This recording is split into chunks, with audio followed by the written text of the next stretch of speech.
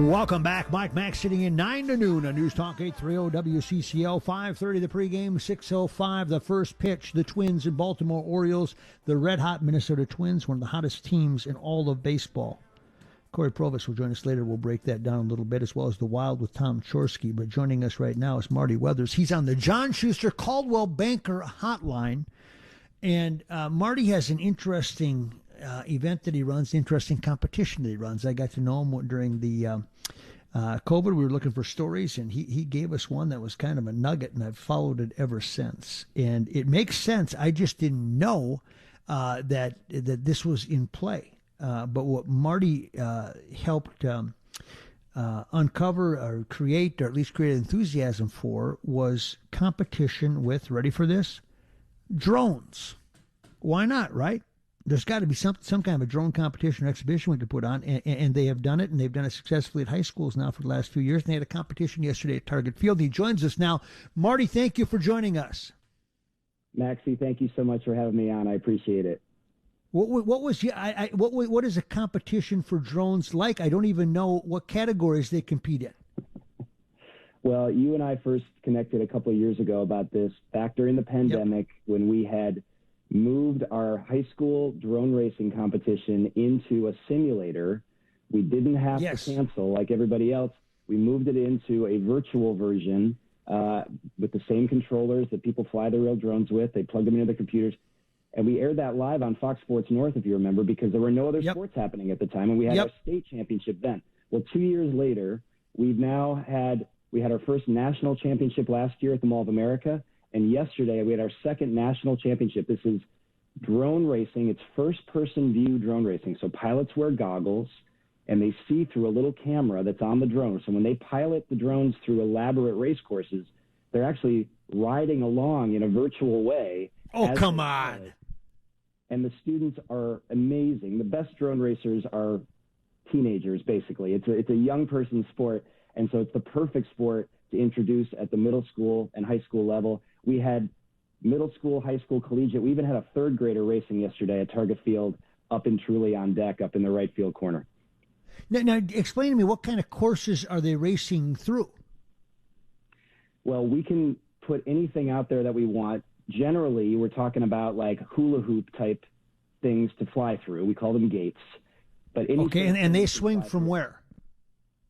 Well, you can have them based on the floor. You can hang them from the ceiling. We had a toddler tunnel yesterday. If you know the toddler tunnel, you can fly through a toddler tunnel. We had that sitting atop the booths at Truly on Deck yesterday at Target Field.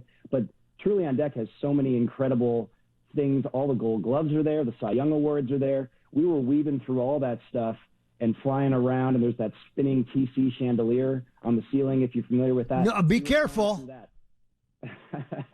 So this was inside, not outside? It was inside. Now, the drones we fly, and the students actually build them, learn how to maintain them, and then they learn how to race them really well. They're palm-sized drones. They're little indoor drones. They have guards around the propellers. They weigh 1 ounce. So they're totally safe to fly around people, over people. We had people filling the place yesterday, and the drones were zooming overhead. But it's a great way to learn how to fly these things. They're really hard to learn how to fly in first-person view. When these kids learn how to do this, they can fly any drone for the rest of their lives, and they are perfectly suited to do any type of career, follow any kind of career path in drones in the future. We're actually supported by the National Center for Autonomous Technologies, which is in Thief River Falls, Minnesota. Really? And they see this.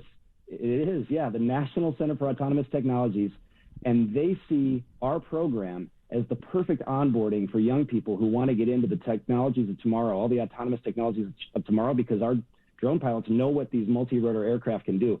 So it's a tremendous opportunity for them. They just have a ton of fun because they get to fly around cool spaces, and there's nothing cooler than Target Field. They were on the Jumbotron yesterday. It was incredible. Oh, fun. Oh, my God. I wish I could have got out there. Well, I mean, but does this lend itself then to flight school? Is that what you're saying? That if you could master this, it could be step one on a launching pad to, Minnesota State Mankato and the University of North Dakota are known for their flight schools? Absolutely. So our Youth Drone Sports Championships, which is the program I started here in Minnesota, we're now in 12 states around the country, so that's why we have the national championships. But yeah, so from a piloting standpoint, just the skill of flying drones better than anybody else, all of the students pick that up by putting in the time and the work and the practice and then getting the race experience. But then they understand how the drones work as well. They have to build the drones, maintain the drones, and then they understand what these drones can do in the air. So as the fleets of tomorrow, most of the drone technology, the professional technology, is going to be autonomous. And so our kids understand what a quadcopter can do in the air better than anybody because they've had to race under stressful conditions, under high-pressure conditions. So, yeah, the career paths are unlimited. Flying cars are coming. I can get into that if you want to. But all of these things are there for these students. And I want to make sure I mention who actually won the national championships yesterday. We had our back-to-back national champion, Viper. He's a junior at Apple Valley High School. So Apple Valley High School are the original schools in our program. Yeah, his pilot name is Viper. Yeah, these are pilot names now, Maxie. So and he took it home again. Top Gun. And the reason he won was because he's the fastest going through a course, or what determines the winner?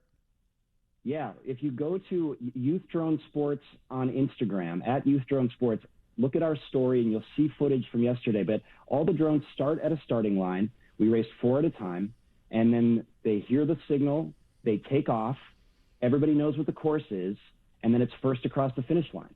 And so there's mid-airs. Sometimes they crash into each other.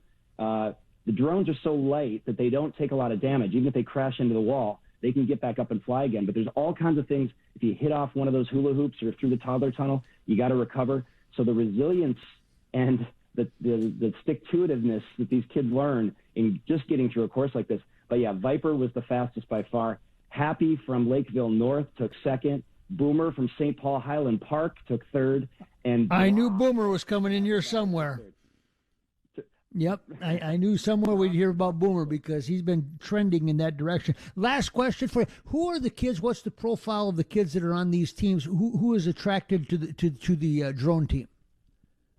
Well, robotics is in almost every school right now, and so this idea of like a STEM sport, science, technology, engineering, math sport, is now well known. Drone racing is like that. Every kid has to maintain and build their own drone. It's actually more one-to-one than robotics in that way. But you've got kids that play traditional sports, kids that have never played sports, that have never done activities before.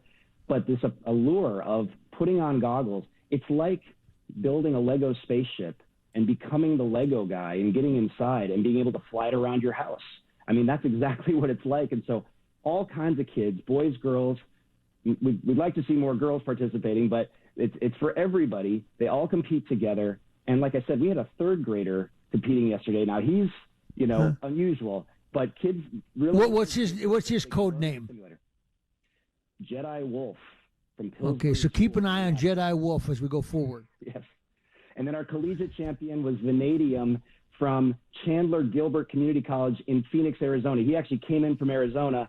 We did not get a chance to race Vanadium against Viper, our collegiate champion, against our high school champion. That would have been great. But all the other collegiate pilots in the top 4 were from the University of Minnesota. University of Minnesota has a huge drone team.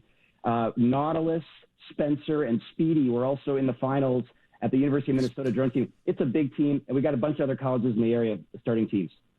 Well, I knew Speedy would get there one way, shape, or form this year. Hey, Marty, thank you so much, and thank you for enlightening us on something that I think a lot of people don't know a lot about. We're just coming to terms with, but it's great to hear about these kids getting involved and all those things that go with it, and you were able to do it through the pandemic, which was awesome as well. So keep up the good work, and we'll talk soon. Maxie, thank you so much for letting me talk about it today on the air. I really appreciate it, and you keep up the good work.